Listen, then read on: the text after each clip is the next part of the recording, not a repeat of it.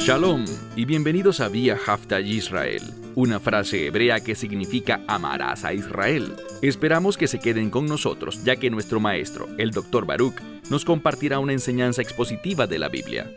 El Dr. Baruch es profesor titular del Instituto Zera Abraham, con sede en Israel. Aunque todos los cursos en el instituto se imparten en hebreo, el Dr. Baruch se complace en compartir esta enseñanza en inglés con doblaje al español. Para más información, visítenos en amarasaisrael.org o descargue nuestra aplicación móvil Mi Estudio Bíblico. Aquí está Baruch y la lección de hoy. Existen señales proféticas que anuncian que nos acercamos a los últimos días. Y la escritura que estudiaremos juntos en esta lección tiene gran relevancia para ti y para mí en la medida que nos acercamos a esos últimos días.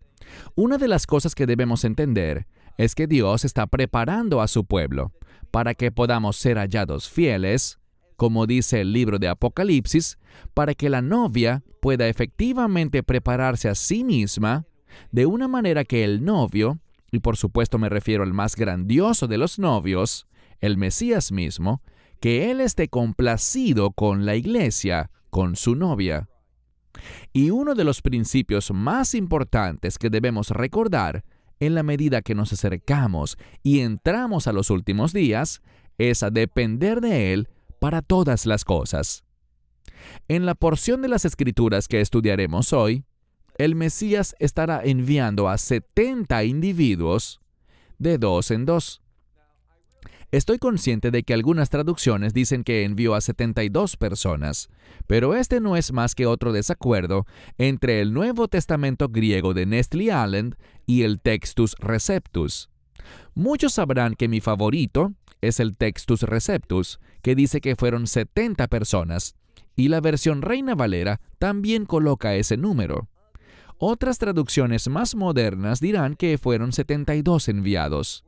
No vamos a lidiar con esta diferencia y las implicaciones de ese número, porque queremos llegar al corazón de este mensaje. Dicho esto, toma tu Biblia y ve conmigo al Evangelio de Lucas, capítulo 10.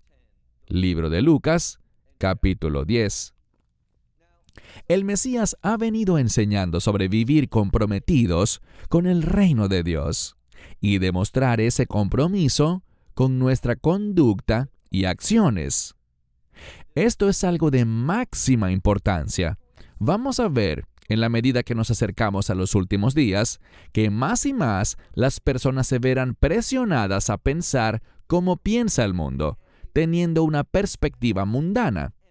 Todos los gobiernos, como lo estamos viendo en la actualidad, todos los gobiernos sufrirán cambios que nos permitirán apreciar una mayor consistencia entre todos los gobiernos del mundo a medida que el espíritu del anticristo se apodera del planeta entero.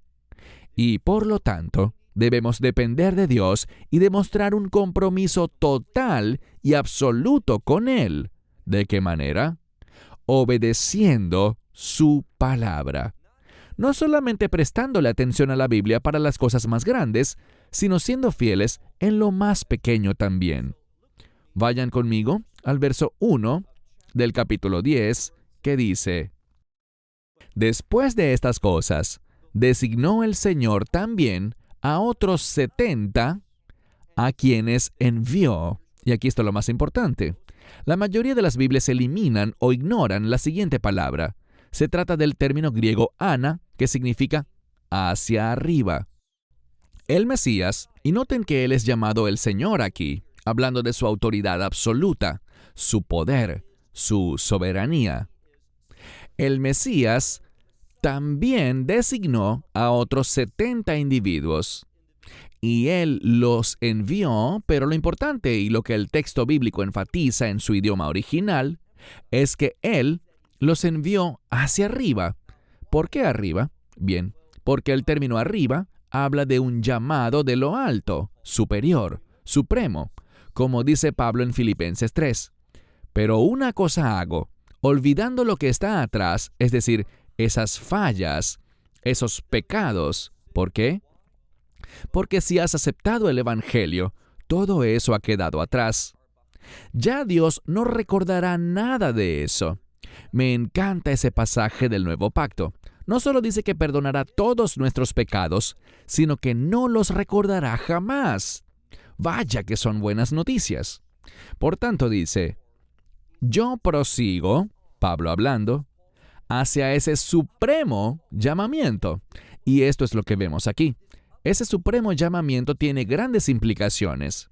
A medida que Dios nos mueve hacia arriba, veremos las cosas desde una perspectiva diferente. ¿Desde cuál perspectiva? Desde su perspectiva. Noten lo que dice. Y los envió hacia arriba, dos delante de su rostro. Eso significa que los envió de dos en dos.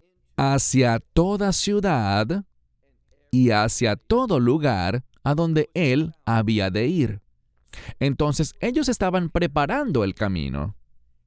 Lo que debemos comprender es lo siguiente. Nosotros somos llamados a preparar el camino para cuando el Mesías regrese. Somos llamados a preparar a la gente para lo que Dios tiene planeado realizar. Mi pregunta para ti es esta. ¿Estás comprometido con tal propósito? Es decir, con sus propósitos y no con tus propósitos. Entonces, mira de nuevo, dice, Él los envió hacia arriba, dos delante de su rostro, o sea, en parejas, hacia toda ciudad y lugar donde Él había de ir. Verso 2.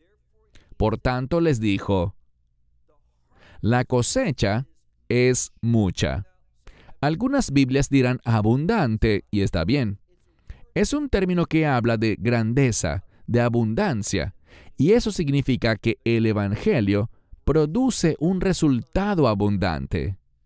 Lo podemos entender de manera individual para cada persona, pero también en cuanto al gran resultado colectivo del reino que produce el mensaje del Evangelio. Así que dice aquí, la cosecha es mucha, pero los obreros o los trabajadores son pocos. Entonces, ¿cuál es nuestro llamado? Y yo creo que debemos demostrar un compromiso con su instrucción aquí. Él nos dice lo que debemos hacer ahora mismo. Y esto era cierto en el pasado y es cierto en la actualidad.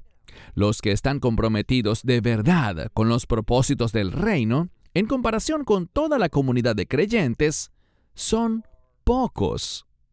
Por tanto, nos dice qué hacer. Siguiendo la lectura dice, por tanto, oren al Señor de la cosecha para que de este modo envíe obreros. Y escuchen esto, que envíe obreros a su cosecha. ¿Por qué se encuentra ese pronombre allí, su cosecha?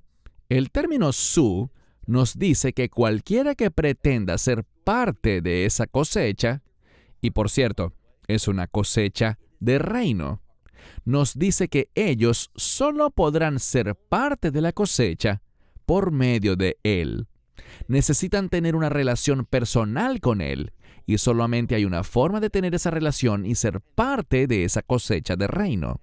Y es mediante el mensaje del Evangelio, las buenas nuevas que rodearon su nacimiento, esas buenas nuevas de paz y buena voluntad, es decir, los buenos propósitos de Dios. Solo pueden recibir ese buen propósito que Dios tiene para su vida mediante la fe en Él. Nadie más puede salvar, ni Mahoma, ni Confucio, ni Buda. Nadie más, solamente Él es el Salvador. Él es el único que ha sido ungido por Dios el Padre para redimirnos, salvarnos y liberarnos de lo que le ocurrirá a este mundo. ¿De qué hablo? Del derramamiento de la ira de Dios. Dios causará la destrucción de este mundo perverso y establecerá, después de su juicio, porque su juicio es necesario, establecerá este maravilloso reino de Dios. Pasemos ahora al verso 3 que dice, mirad, y seamos muy precisos. Leemos, ustedes partan de aquí. Eso es literalmente lo que dice. Ustedes partan de aquí. ¿Por qué? Eso nos habla de un cambio de ubicación. No debemos quedarnos en nuestra zona de confort, donde estamos cómodos y acostumbrados, sino que debemos hacer cambios. La palabra de Dios y su instrucción nos llevará a vivir de manera diferente. Así que dice, Mirad, partan de aquí. Yo los he enviado como corderos en medio de lobos. ¿Son ciertas estas palabras? Sí que lo son. Y vamos a ver en las siguientes semanas que aunque este evento ocurrió en el pasado, hace 2000 años, tiene implicaciones para los tiempos finales. Es decir, en este pasaje aprendemos principios y verdades que son de lo más relevantes para los creyentes de los últimos días. ¿Qué es lo que dice? Esto era real en aquel entonces, pero se volverá aún mucho más real en los últimos días, cuando estaremos viviendo como corderos en medio de lobos. En lo natural, un cordero no es más fuerte que un lobo. Así que Él nos envía como corderos en medio de lobos. Por lo que yo le diría a Él, necesito ayuda, necesito tu asistencia. Y Él nos revelará cómo hallar su apoyo cuando seamos esos corderos que se ven a sí mismos en medio de lobos. ¿Qué dice Él? Los envío como corderos en medio de lobos. Y aquí están las instrucciones. Miren el verso 4, que dice: no lleven cartera. Se trata del accesorio donde llevamos el dinero. Esa es literalmente su función. Algunas Biblias podrían traducirlo como bolsa para el dinero. Entonces dice, no lleven bolsa para el dinero o cualquier otro tipo de bolsa, ni sandalias. ¿Por qué? Bien, las sandalias, recuerden lo que dice el Antiguo Testamento, que las sandalias, y no solo las sandalias, sino toda la vestimenta de los israelitas, no se desgastó. Dios proveyó para los hijos de Israel en aquel Midbar, en el desierto, durante el éxodo por 40 años. Él lo proveyó todo, y sobrenaturalmente hizo que ellos soportaran, perseveraran, que vencieran todo tipo de obstáculos. Por tanto nos dice, ¿saben? El dinero no será su salvador. No lleven una bolsa adicional para más posesiones, ni lleven sandalias, es decir, múltiples pares de calzado. Ustedes no necesitan eso, sino que en cambio confíen en mí. Y miren lo que dice al final del verso 4. Y a nadie por el camino saluden. ¿Qué demuestra eso? Demuestra que no hacemos esto por razones sociales. No lo hacemos para ganar amigos ni por otra razón, más allá de la misión que se nos asignó. ¿Qué dijo el Señor? Yo los envío. Esa palabra para enviar es la palabra apostelo, de la que extraemos el término apóstol, y nos muestra un compromiso. Nos habla de alguien que fue enviado desde un lugar, ese es el énfasis, el que lo envía, que es nuestro Señor y Salvador, Dios Todopoderoso. Por tanto, cuando dice, no saluden a nadie por el camino, nos está diciendo, esto no tiene un objetivo social, esto no es un viaje de placer, esto es algo serio. Eso es lo que debemos aprender. No saluden a nadie por el camino. Esto es de la mayor seriedad e importancia posibles. Entonces dice, no saluden a nadie a lo largo del camino, verso 5, sino que en cualquier casa donde entréis primero, ustedes dirán, paz a esta casa, verso 6. Y si hay allí, y noten que hay un énfasis en la palabra allí. ¿A qué hace referencia? A esa primera casa a la que entren. Él está diciendo aquí que Él nos guiará a confiar, depender y creer en Él, que Él nos dirigirá a ese lugar. Y cualquiera sea la primera casa donde lleguen, díganle, paz a esta casa. Verso 6. Si hay allí un hijo de paz, vuestra paz será puesta sobre ella, sobre esa casa. Pero, si no, entonces la implicación es que esa misma paz volverá a ustedes. Bien, la paz es un sinónimo aquí de bendición. Pero ¿por qué se usa la palabra paz? porque la paz está relacionada con la voluntad de Dios. Entonces, lo que Él quiere que hagamos es lo siguiente, que discernamos si hay alguien que es un siervo, comprometido con la voluntad de Dios, los propósitos de Dios. Si es así, bendícelo. Pero si no, dice que si no hay nadie que le sirva a los propósitos de Dios, ni esté comprometido con su voluntad, entonces vuestra paz y bendiciones regresarán con ustedes. Verso 7. Pero en ella, es decir, en esta misma casa, permaneced, comiendo y bebiendo lo que les den. ¿Por qué? Porque digno es el obrero de sus salarios. Y luego dice en el mismo verso 7, no se pasen de casa en casa. Entonces quédense allí, en esa casa. Ahora pasemos al verso 8. Y en cualquier ciudad donde entréis, si les dan la bienvenida, coman todo lo que les sirvan. Ahora, tengamos mucho cuidado aquí, porque algunos dirán, allí lo tienen, coman cualquier cosa. Pero pensemos en el contexto. Estos individuos con quienes estaba trabajando el Mesías, debido a que él estaba en el área de Galilea, estaban preparándose para el ministerio y para ir a los lugares que él se disponía a visitar. Así que las comunidades que él visitaría en su mayoría serían comunidades judías. Por tanto, no tiene sentido usar esta escritura como varios usan para decir, allí lo tienen. Él nos dice que podemos comer lo que sea. El contexto implica que se trata de alimentos que serían consumidos por judíos. Así que este no es un texto que pueda ser usado para defender la idea de que podemos comer cualquier tipo de alimentos. Siempre debemos someternos a las instrucciones de Dios, y nuestra fe en el Mesías no puede causar que ignoremos sus instrucciones ni su palabra, sino que nos sometamos a ella. Debemos utilizar la Escritura adecuadamente y no para tratar de justificar lo que nosotros queremos hacer o en lo que queremos creer.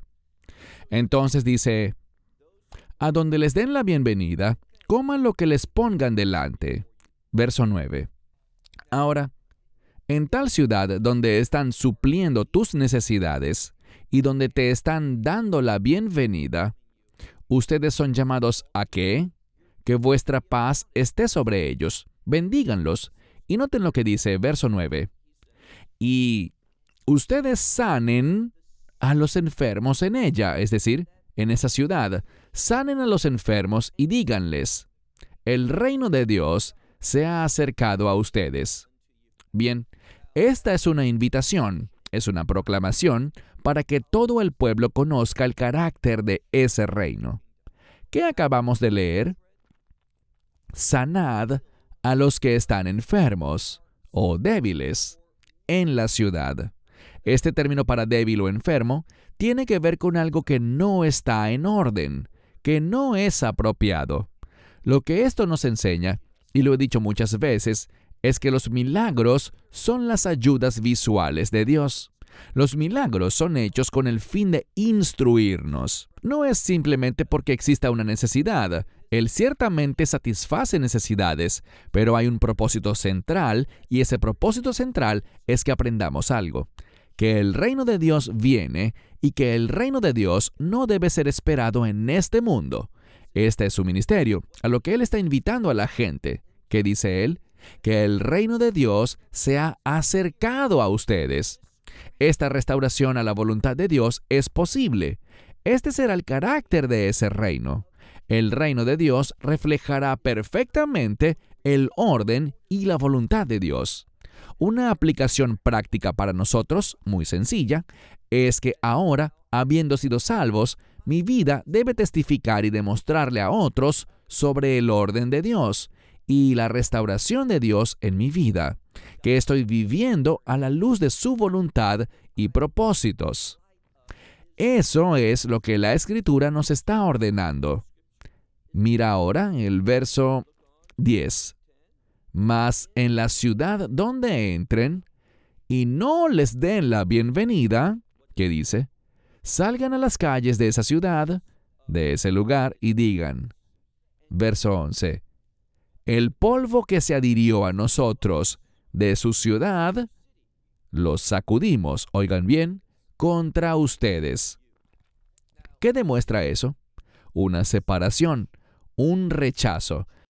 Debido a que ellos han rechazado a estos hombres que el Mesías envió, ahora el Mesías los rechazará a ellos. Esta sacudida expresa una separación entre estos apóstoles y la gente de esos lugares que los rechazaron. Entonces, si rechazas a un apóstol, rechazas a aquel que lo ha enviado. Y lo que la Escritura nos mostrará al final de nuestro estudio de hoy es que habrán consecuencias celestiales, consecuencias eternas para ese tipo de rechazo. Y lo diré de nuevo. Se producirán consecuencias eternas para quienes rechacen a los que el Mesías ha enviado, con el fin de hacer la obra del reino. De nuevo, el verso 11 dice, y el polvo que se ha adherido a nosotros de su ciudad, los sacudimos contra ustedes. Por tanto, sepan esto, que el reino de Dios se ha acercado a ustedes. ¿Qué está diciendo? Dios les ha hecho una invitación. Dios ha compartido sus palabras para invitarles al reino de Dios. Esto demuestra algo. ¿Y qué demuestra? Demuestra que el amor de Dios, su gracia, su invitación es amplia. Y Él dice aquí, mediante el uso del modo subjuntivo, nos dice esto. Habrán unos que van a responder y habrán otros que no van a responder. Y esto muestra posibilidad. Uno de los usos del modo subjuntivo es para una posibilidad. Y esto muestra que la invitación para el reino de Dios es algo rechazable. No crean las mentiras de quienes dicen que la gracia de Dios es irresistible, que al que Dios se la ofrece siempre la recibe. Eso es falso. En ningún lugar de la Biblia se nos presenta esa idea. Es una falsa doctrina. Debemos entender que Dios no quiere que nadie se pierda, pero solo unos pocos encontrarán ese camino. ¿Por qué? Porque la mayoría lo rechazará. Y será un rechazo voluntario. Dios quiere que se salven, ha provisto para su salvación, como lo dice la Escritura. No crean la mentira de que la expiación de Dios es limitada. No, la expiación no es limitada. La Biblia dice que de tal manera amó Dios al mundo. La Escritura dice en la primera epístola de Juan que la muerte del Mesías en la cruz, ese perdón de pecados, no es solamente para nosotros. Es decir, no es solo para los creyentes o los elegidos, sino para el mundo entero también. La gracia de Dios es amplia, es inclusiva, pero uno tiene que recibirla por fe. Y esa es una decisión personal. Entonces, vemos aquí esta declaración de separación para con aquellos que lo rechacen. Leamos de nuevo el verso 11 al final, que dice, por lo tanto, sepan ustedes que el reino de Dios se ha acercado a ustedes. Ahora pasemos al verso 12. Pero les digo, oigan bien, les digo a ustedes que para Sodoma en aquel día será más tolerable el castigo. ¿A qué día se refiere? Al día del juicio. Ahora, ¿no es interesante? Sodoma era un lugar extremadamente perverso, pero Él está diciéndole a estos lugares en Galilea que oyeron que Él estaba por visitarles, y un buen ejemplo para ayudarnos a entender este punto es que Él usará luego palabras de condenación como el término ay, que significa qué terrible será. Y le dirá esto también a Corazín y a Betsaida, así como a Cafarnaum, que es Capernaum. ¿Por qué? Porque en esos tres lugares, todos en el área de Galilea, esto es relevante para lo que estamos estudiando ahora, todos estos lugares oyeron su enseñanza y vieron el poder que vino de su palabra, sus numerosos milagros. Pero, ¿qué pasó? No respondieron. Pero los de Sodoma no vieron nada de eso. ¿Están perdidos eternamente los que vivían en Sodoma? Sí lo están. Pero él dice algo, un principio muy importante. No crean que el castigo, aunque el lugar será el mismo para todo el que rechace el Evangelio, en última instancia, ¿dónde estarán? Estarán en el lago que arde con fuego y azufre. Pero él dice que será más tolerable para Sodoma. Será una experiencia horrible por la eternidad, pero el castigo será más tolerable para ellos que lo será para aquellos que están en Galilea, que fueron testigos directos de su obra. Ellos vieron su poder, presenciaron los numerosos milagros que hizo, pero con todo y eso, no quisieron responder. Permítanme iniciar el cierre de esta lección diciéndoles, no sean tercos. Nada bueno le espera a las personas tercas, sino que lo bueno es para los que tienen gracia, amabilidad y son receptivos. Sean receptivos en cuanto a la palabra y la voluntad de Dios. Si no eres creyente, no tienes esperanza. Si no has aceptado, no has recibido el Evangelio del Mesías Yeshua, de Jesucristo, no tienes esperanza alguna. No estarás en el reino, sino que en cambio estarás en el lago que arde con fuego y azufre, donde hay miedo, donde hay llanto y donde hay tormento eterno. Pero eso puede cambiar ahora mismo. Todo lo que tienes que hacer es decir, sí, soy un pecador, le he fallado a Dios, he hecho cosas que su palabra dice que no debo hacer. Lo confieso y confío en el Mesías Yeshua, Jesucristo, quien fue a la cruz a morir allí con el propósito de redimirme. ¿Qué significa redimir? Pagar por todos mis pecados. Él recibió el castigo para que yo no tuviese que hacerlo. Y creo que Él no solamente murió sobre esa cruz, sino que fue resucitado de entre los muertos, y como fue resucitado de entre los muertos, manifestando la victoria, yo quiero esa misma victoria, quiero esa misma vida, quiero esa misma experiencia. Quiero ser parte del reino, y pongo mi fe y mi confianza en Él, y no en mí mismo. Cuando tú haces eso, puedes estar seguro, porque Dios no miente, de que tú estarás en el reino de Dios. Quizás para ti, el día de hoy, el reino de Dios ha venido sobre ti. Cierro con esto hasta la próxima vez. Shalom, desde Israel. Shalom from Israel. Esperamos que te hayas edificado con el mensaje de hoy y lo compartas con otros. Te invitamos a seguir nuestros estudios cada semana por este canal y por el portal de YouTube de Amarás a Israel. También puedes descargar nuestra aplicación móvil gratuita, Mi Estudio Bíblico. Finalmente, para obtener más información sobre nosotros, visita nuestra web amarasaisrael.org, donde encontrarás otras conferencias de Baruch en audio, video y texto. Hasta el próximo programa. Que el Señor te bendiga en Yeshua HaMashiach, Jesús el Mesías, mientras caminas con Él. Shalom desde Israel.